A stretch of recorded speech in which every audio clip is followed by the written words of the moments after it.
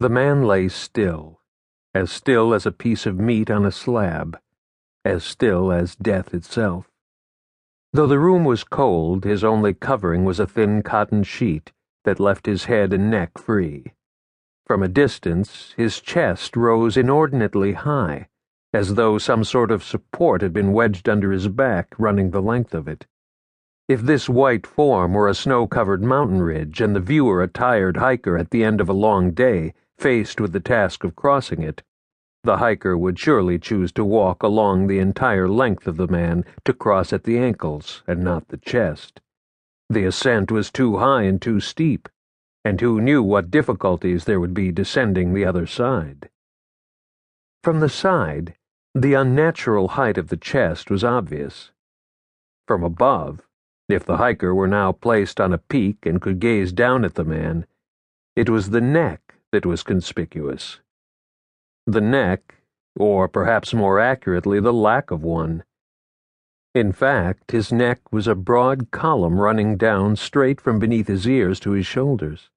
There was no narrowing, no indentation. The neck was as wide as the head. Also conspicuous was the nose, now barely evident in profile.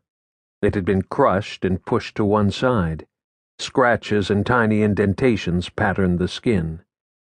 The right cheek as well was scratched and bruised.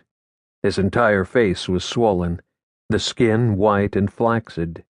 From above, his flesh sank in a concave arc below his cheekbones. His face was pale with more than the pallor of death. This was a man who had lived indoors.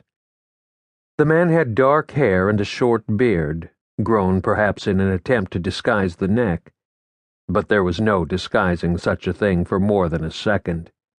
The beard provided a visual distraction, but almost instantly it would be seen as camouflage, nothing more, for it ran along the jawline and down that column of a neck as if it did not know where to stop.